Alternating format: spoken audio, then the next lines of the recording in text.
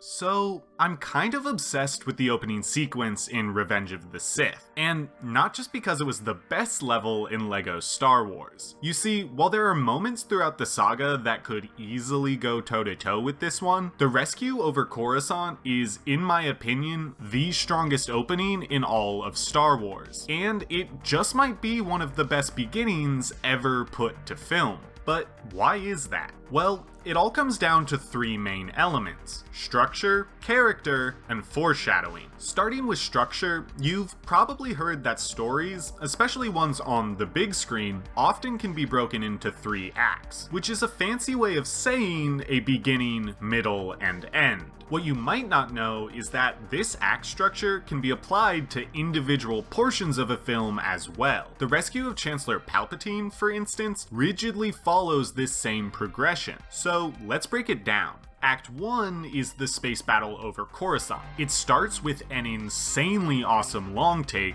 and ends once Anakin and Obi-Wan land on Grievous's flagship. Aside from just being cool as heck to watch, this segment also does everything you'd want a first act to achieve. We establish the objective, to rescue Palpatine. We introduce the main characters, Obi-Wan and Anakin, and the stakes are made perfectly clear. Succeed and end the war, fail and risk losing it. That's not even mentioning how well they set up the Skywalker and Kenobi relationship, but I'll discuss that more in the characters section. Act 2 is Palpatine's rescue. Now, if you're a screenwriting nerd like me, you might know that Act 2 should actually be split into 2 subparts, which we'll call 2A and 2B. Act 2A is the attempt to locate and free Palpatine. We get Anakin and Obi-Wan's comedic back and forth, a bit of elevator shenanigans, and of course, R2-D2 burning super battle droids alive. The most important set piece is the lightsaber duel with Count Dooku. It's the climactic midpoint of Act 2, and has a lot of depth to it, which I'll discuss a bit later. The transition from Acts 2A to 2B happens when Count Dooku is killed by Anakin. There's no going back from here, and the source of narrative tension shifts dramatically. If 2A was all about locating Palpatine and defeating Dooku, Act 2B is focused on finding a way to escape the flagship. As they try to find a way off the ship, they run into more complications, including elevator shenanigans to Electric Boogaloo, and ultimately their escape is foiled by ray shields.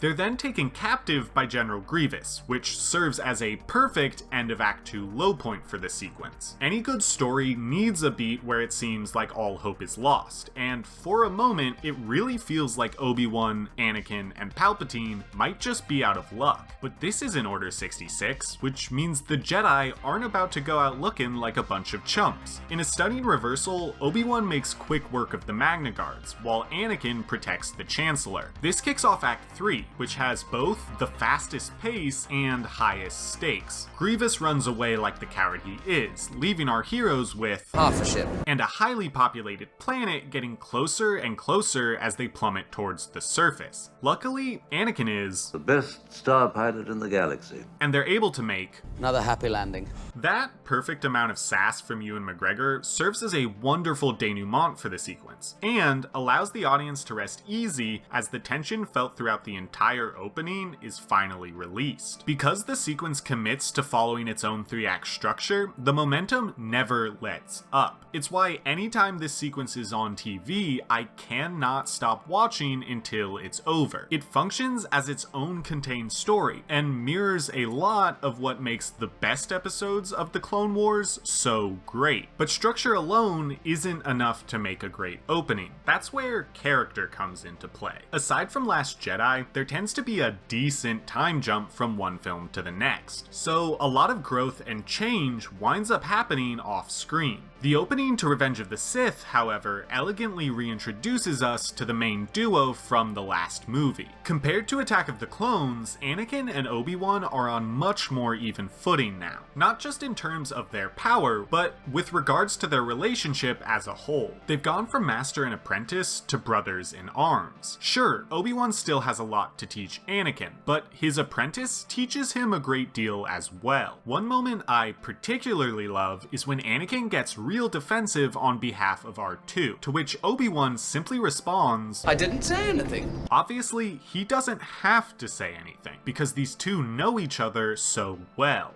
The opening establishes how strong their bond is. Also, the remainder of the film can tear it to shreds, which I'll touch on once we get to foreshadowing. In terms of individual characters, we learn a lot as well. First off, we really get to see why Anakin was revered as a top-tier pilot. Phantom Menace and Attack of the Clones touch on this element a bit, but it's not until this film that we really see it in action. A Skywalker is always at home inside a cockpit, and it's a great parallel between father and son. Conversely, Obi-Wan hates flying, going so far as to claim, Flying is for droids. Additionally, we get a clear look at the differences in the two generals' leadership styles. Anakin is hot-headed and fiercely loyal. He believes in Black Hawk Down levels of No Man Left Behind, which is part of why he's so close with Captain Rex in the Clone Wars. Obi-Wan, however, believes the mission is more important than any individual. When his ship gets bogged down with buzz droids, for instance, he legitimately tells Anakin to leave him behind. And if Anakin wasn't such a good friend, this might very well have been where Kenobi met his demise. As for the villains, their introductions are just as efficient in terms of character development. Grievous is a skulking coyote, capable of immense violence, but quick to run away if the odds aren't in his favor. He hides within the veil of safety the droid army provides him. Count Dooku saunters in like a bad guy with nothing to lose. He's so confident, in fact, that he tells Anakin and Obi-Wan to skip the fight and hand over their lightsabers. You can tell that Sidious has told him that the war will soon be over, but he's too blinded by pride and arrogance to realize that he won't see the conclusion. Palpatine, being the big brain schemer that he is, sits casually restrained in his chair, nonchalant and unvexed as his plan unfolds around him. Everyone's actions ooze with character and clearly communicates their status and attitude. Their strengths are apparent and their flaws are ever present, which leads us into the final section, foreshadowing. In a lot of ways, Revenge of the Sith is structured as a tragedy. If you've seen my video on Hamilton, you'll know that one of the key elements of great tragedy is the hero's tragic flaw. Anakin's tragic flaw, which I referenced earlier, is his fierce loyalty and fear of loss. Episode 3 is all about how the pursuit to save the woman he loves causes him to lose both Padme and everything he once valued. The villain known as Darth Vader is able to rise because so much of what defined Anakin has been destroyed. Part of why this downfall is so satisfying to watch is because it's clearly set up in the opening sequence. When Anakin sees the clone pilots taking heavy losses, he wants to go help, but Obi-Wan compels him to focus solely on the mission. We're not even 5 minutes in, but the film is already showing us how Anakin struggles to follow the dogmatic philosophy of the Jedi Order. Here, Anakin chooses the Jedi over the clones, but when Order 66 rolls around, his decisions look a lot different. When Anakin duels Willy Wonka's dad, Dooku points out that Skywalker refuses to harness his anger. Anakin then immediately does just that, and chops off the Count's hands with more vital organs soon to follow. This once again hints at the trajectory of the movie as a whole. As Anakin gives in to the rage inside of him, he gains power exponentially. However, the darkness he lets in ultimately drives away those he would have protected with that power. If you ask me, that's pretty Ironic. We don't just foreshadow Anakin's downfall, though. The flaws that lead the Jedi Order into ruin are put on display in the opening as well. When our lead characters crash land on Grievous's flagship, Anakin points out that he senses a trap, to which Obi-Wan remarks, Spring the trap. Now, in addition to being an amusing bit of dialogue, it's also representative of the Jedi's hubris. They know something is amiss, but arrogantly assume they can handle it without issue. This is also the case later in the film when Master Windu senses a plot to destroy the Jedi. The Council assumes they can handle this internally, not needing to seek help from others. But as we all know, their refusal to trust and confide in Anakin ultimately foils their plan to depose Palpatine. Speaking of the Sith Lord, the opening foreshadows a key detail for him as well, but it doesn't pay off in this movie. this little gem doesn't come back into play until we get to the original trilogy. See, Palpatine's biggest flaw that eventually leads to his downfall is his overconfidence. Despite all his planning, the Emperor consistently fails to account for things going wrong. He manipulates entire empires, but is regularly caught off guard by the smallest of choices. It was always his plan to have Anakin execute Count Dooku, but he's legitimately surprised when he refuses to leave Obi-Wan behind.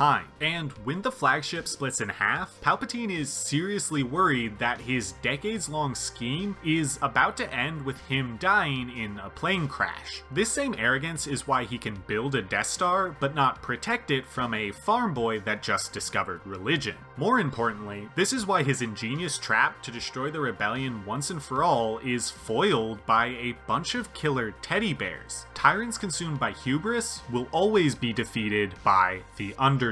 The opening to Revenge of the Sith is so perfect because, in addition to being an action-packed set piece, it also contains an unparalleled amount of depth. Are there better openings in other films? Maybe, but no opening could ever be more perfect for this movie. I'm Dylan, and this has been The Writer's Block.